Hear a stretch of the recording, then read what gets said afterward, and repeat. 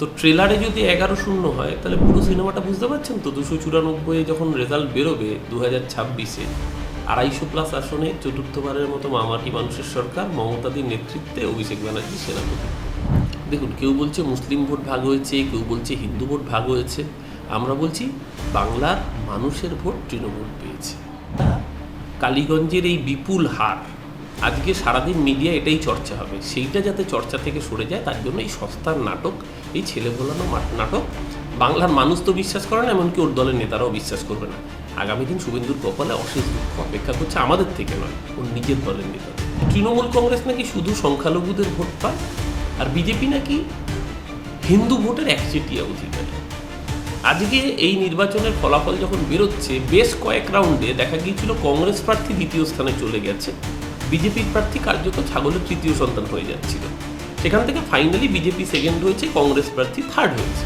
এই ধরনের ঘটনা কখনোই কাঙ্ক্ষিত হতে পারে না। দেখতে হবে যে তৃণমূলের জয়কে কালিমালিপ্ত করবার জন্যই ওখানে বাম সমর্থিত প্রার্থী তারা এই কাজ করেছেন কিনা সেটাও সম্ভাবনার মধ্যে রয়েছে।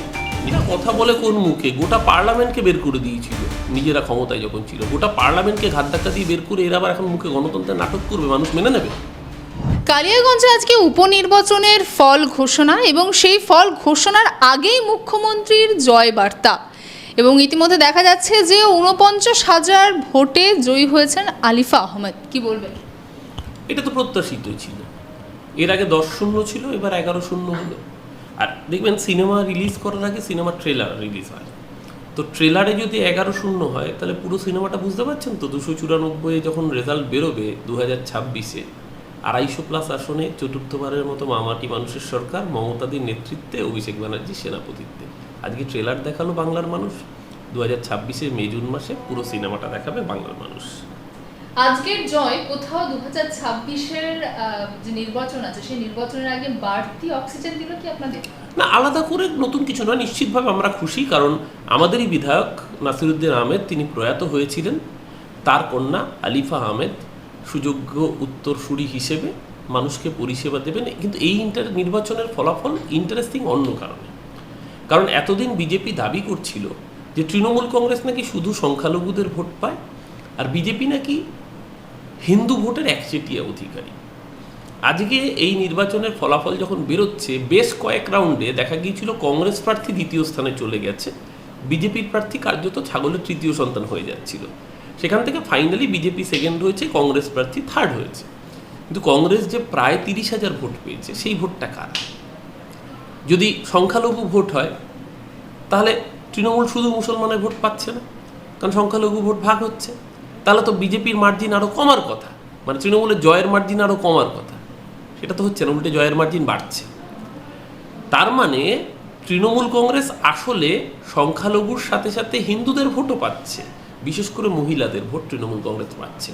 শুভেন্দু অধিকারী আজকেও বিধানসভায় দাঁড়িয়ে ক্রমাগত মিথ্যা কথা বলে বিষয়টাকে দৃষ্টিটা ঘোরানোর চেষ্টা করেছেন যে তৃণমূল নাকি এবারও সংখ্যাগুরুদের ভোট পায়নি, হিন্দু ভোট পায়নি, বিজেপি নাকি পেয়েছে। আসলে বাস্তবটা কি আমি বলি আপনাদের ক্যামেরায়। কালীগঞ্জ বিধানসভার উপনির্বাচনে 1,85,365টা ভোট পড়েছে। এই বিধানসভা কেন্দ্রে হিন্দু ভোটার হচ্ছে 47%, অর্থাৎ হিন্দু ভোট পড়েছে, যদি আমি শতাংশ হিসাবে ধরি, 87,121টা হিন্দু ভোট পড়েছে। বিরোধী বিজেপি মোট ভোট পেয়েছে 52,424টা, আর টোটাল হিন্দু ভোট পড়েছে 87,000, বিজেপি পেয়েছে 52,000। অর্থাৎ এই যে 35,000 হিন্দু ভোট, এরা কিন্তু বিজেপিকে ভোট দেয়নি। অর্থাৎ হিন্দু ভোটের প্রায় 87-র মধ্যে 35, অর্থাৎ প্রায় 35 থেকে 40% হিন্দু মুখ ফিরিয়েছে বিজেপির দিক থেকে। বিজেপি দাবি করে তারা একা হিন্দু ভোটের ঠিকাদার। কালীগঞ্জ প্রমাণ করলো যে বিজেপির এই মেরুকরণের রাজনীতি বাংলার মানুষ বরদাস্ত করছে না।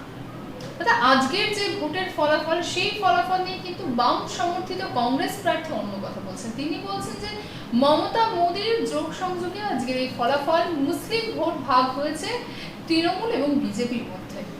দেখুন, কেউ বলছে মুসলিম ভোট ভাগ হয়েছে, কেউ বলছে হিন্দু ভোট ভাগ হয়েছে।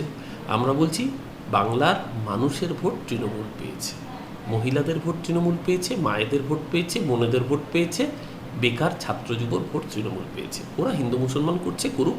ছাগলের 3 নম্বর বাচ্চাকে আর 2 নম্বর বাচ্চাকে কে গুতোগুতি করবে সেটা নিয়ে আমাদের কোনো উৎসাহ নেই।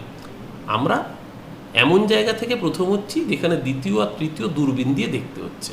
এই যদি সিনেমাটা চলে, আমি বললাম ট্রেলার দেখিয়েছি, পুরো সিনেমা চললে পরে 250+ তৃণমূল কংগ্রেস। দাদা, এই ভোট ফলাফলের কয়েক ঘন্টার মধ্যেই কালীগঞ্জের বোমাবাজির ঘটনা ঘটে এবং একজন শিশুকন্যার মৃত্যু হয়েছে। মুখ্যমন্ত্রী নিজের শোক প্রকাশ করছেন, অন্যদিকে অভিযোগ তুলছে যে তৃণমূলের জয়ে বিজয় উল্লাসে বোমা ফাটানো হয়, যার ফলে এই মৃত্যু হয়েছে। না, এটা আমার জানা নেই। প্রথম কথা, আপনাদের মুখেই শুনলাম। এই ধরনের ঘটনা কখনোই কাঙ্ক্ষিত হতে পারে না। এটা দেখতে হবে যে তৃণমূলের জয়কে কালিমালিপ্ত করবার জন্যই ওখানে বাম সমর্থিত প্রার্থী তারা এই কাজ করেছেন কিনা সেটাও সম্ভাবনার মধ্যে রয়েছে নিশ্চিতভাবে।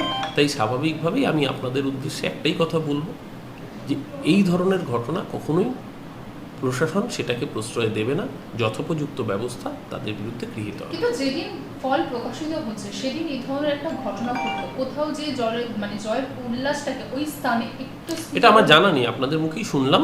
এখন দেখতে হবে যে তৃণমূলকে বদনাম করার জন্য, কারণ তৃণমূল এত ব্যবধানে জিতেছে, সেখানে তৃণমূল কেন এই কাজ করতে যাবে? এটা হতেই পারে যে তৃণমূল কংগ্রেসকে কালিমালিপ্ত বদনাম করবার জন্য এই ঘটনা ঘটেছে কিনা সেটাও প্রশাসন খতিয়ে দেখবে।